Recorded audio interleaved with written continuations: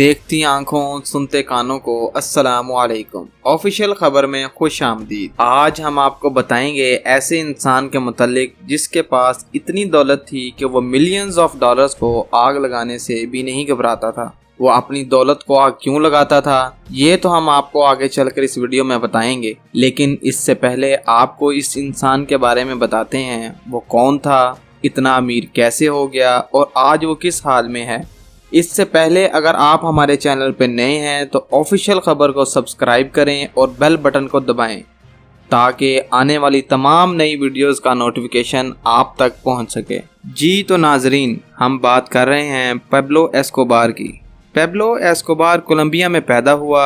छोटी उम्र से ही इसको पढ़ाई में दिलचस्पी नहीं थी। इसका ध्यान जल्द और बहुत सारा पैसा कमाने में था। और आप जानते हैं जल्द बहुत सारा पैसा कमाने का आसान तरीका गैर कानूनी कारोबार ही है, जिसमें ड्रग्स का कारोबार सरे फहरिस्त है। दुनिया में बहुत सारे ऐसे लोग हैं जिन्होंने इस कारोबार को चुना और बहुत सारी दौलत कमाई। यूरोप और अमेरिका में आपको ऐसे बहुत सारे ड्रग लॉर्ड्स की कहानियां मिल जाएंगी। हमारी आज की कहानी के किरदार पेब्लो एस्कोबार ने भी ऐसा ही किया। कम उम्री में ये लॉटरी के जाली टिकट फरोख्त करने से शुरू हुआ और फिर आगे ही बढ़ता गया। ड्रग्स के कारोबार में आने से पहले ये मुख्तलिफ अशिया की स्मगलिंग भी करता रहा, जिसमें इंपोर्टेड सिगरेट भी शामिल हैं। इसने स्मगलिंग के कारोबार के दौरान बहुत से पुलिस ऑफिसर्स और सरकारी ऑफिसर्स से ताल्लुक बनाने के लिए इनको रिश्वत देना शुरू कर दी। यही ऑफिसर्स बाद में इसकी स्मगलिंग में मदद करने लगे और इसी तरह पेब्लो का कारोबार बढ़ता गया। पेब्लो कोलंबिया के शहर मेडलिन में रहकर अपना गैर कानूनी कारोबार चला रहा था। स्मगलिंग के कारोबार के दौरान इसकी मुलाकात गैर कानूनी ड्रग्स का कारोबार करने वाले लोगों से हुई और उसको ये कारोबार स्मगलिंग से भी ज़्यादा पैसे कमाने वाला लगा और इसने स्मगलिंग के साथ ड्रग्स की सप्लाई का काम भी शुरू कर दिया और फिर पीछे मुड़कर ना देखा। कुछ अरसे में पेब्लो कोलंबिया में ड्रग्स का बेताज बादशाह कहलाने लगा। इसकी बड़ी वजह इसके कारोबार का तरीका था। वो अपनी राह में आने वाले हर शख्स को खरीद लेता और अगर कोई बिकने से इनकार करता तो इस शख्स का अंजाम सिर्फ मौत होता। पूरे कोलंबिया में पेब्लो की दहशत थी और दूसरी तरफ कुछ तबकात इसे पसंद भी करते थे, जिसकी वजह पेब्लो का गरीबों की मदद करना था। लोग इसे रॉबिन हुड भी कहते थे। 70 की दहाई में कोलंबिया में कोकेन नामी ड्रग नई आई थी। पेब्लो ने कोकेन की सप्लाई के साथ तरक्की की सीढ़ी चढ़ना शुरू कर दी। जैसा कि दोस्तों कारोबार या नौकरी में तरक्की करने के लिए आगे बढ़ना जरूरी होता है, ऐसे ही पेब्लो एस्कोबार को भी लगा कि मजीद दौलत कमानी है तो कुछ और बड़ा करना पड़ेगा और इसने अपना ड्रग्स सप्लाई का कारोबार यूनाइटेड स्टेट्स तक फैलाने की ठान ली।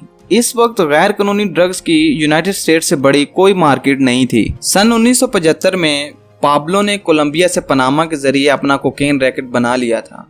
इस वक्त यूनाइटेड स्टेट्स में और भी बहुत सारे ड्रग डीलर्स थे, लेकिन पेब्लो नई ड्रग कोकेन को यूनाइटेड स्टेट्स में बेचने लगा और देखते ही देखते इसकी डिमांड बहुत ज्यादा हो गई और पेब्लो की दौलत और ताकत दोनों में इजाफा होता गया। कोकेन की यूनाइटेड स्टेट्स सप्लाई के लिए पेब्लो ने 15 जाती जहाज और हेलीकॉप्टर खरीद लिए।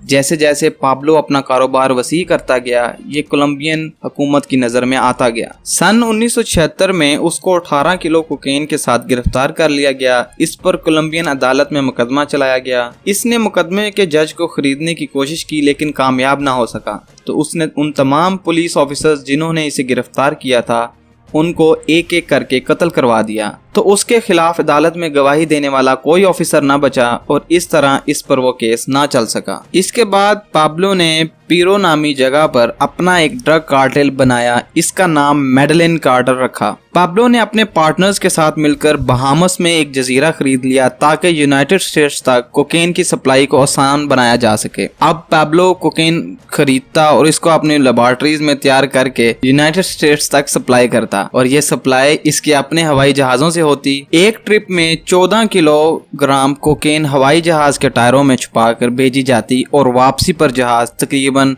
$5 लाख लाता। ये सिर्फ एक जहाज के एक ट्रिप की कमाई थी।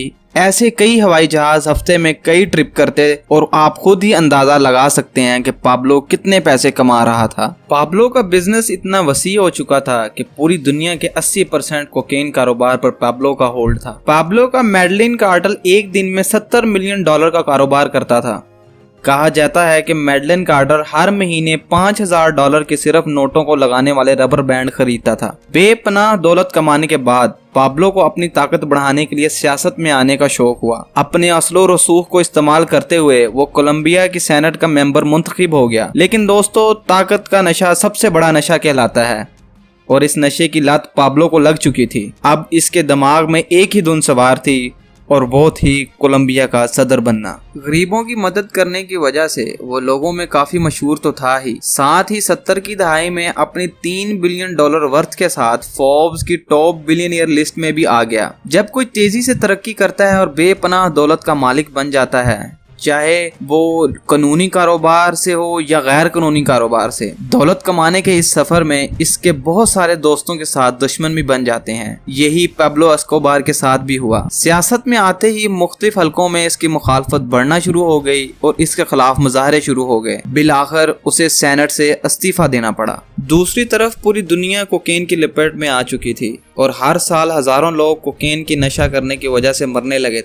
हत्ता के कोलंबिया को murder capital of the world कहा जाने लगा। अमेरिका में भी कोकेन से बढ़ती मवाद की वजह से इसके खिलाफ अरेस्ट वारंट जारी कर दिया गया। अब एक तरफ यूनाइटेड स्टेट्स पाब्लो के पीछे था और दूसरी तरफ कोलंबियन पुलिस पाब्लो के गिर्द घेरा तंग कर रही थी। पाब्लो ने इस सब से बचने के लिए कोलंबियन गवर्नमेंट को एक डील ऑफर की। कोलंबिया एक गरीब मुल्क था, इस पर इस वक्त $10 बिलियन का कर्ज था और मईशत काफी खराब थी। पाब्लो ने गवर्नमेंट का $10 बिलियन का कर्ज अदा करने के साथ साथ सरेंडर करने की ऑफर की और खुद को अपनी बनाई हुई जाती जेल में नजरबंद करने का ऑप्शन दिया। कोलंबियन गवर्नमेंट ने पाब्लो की ऑफर को कबूल तो कर लिया और इस पर बनाए गए सारे मुकदमा खत्म कर दिए गए। अब पाब्लो अपनी खुद की बनाई हुई जेल में था, लेकिन ये सिर्फ नाम की जेल थी। पाब्लो के लिए ये जन्नत से कम नहीं थी। इसमें दुनिया की तमाम आसाइशें, मतलब satellite system, football ground, jacuzzi, swimming pool, water park भी मौजूद थे। अब ये जेल पाब्लो का अड्डा बन गया। वो यहाँ बैठकर अपना सारा कारोबार, मसलन drug smuggling, extortion, brutal killing आसानी से चला रहा था। ये सब अमेरिका के लिए काबिल कबूल न था। यूनाइटेड स्टेट्स ने कोलंबियन गवर्नमेंट पर प्रेशर डाला और एक बार फिर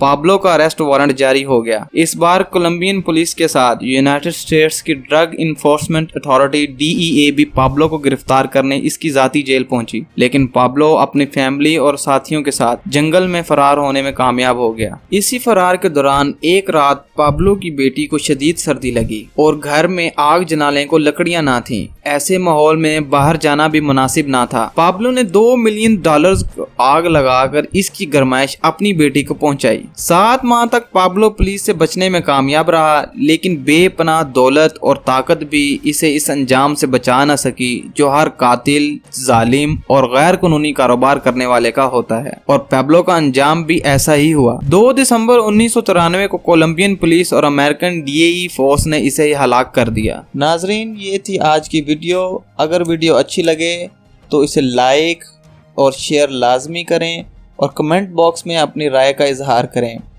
अगली वीडियो तक के लिए ऑफिशियल खबर को इजाज़त दें। अल्लाह हामी व नासिर।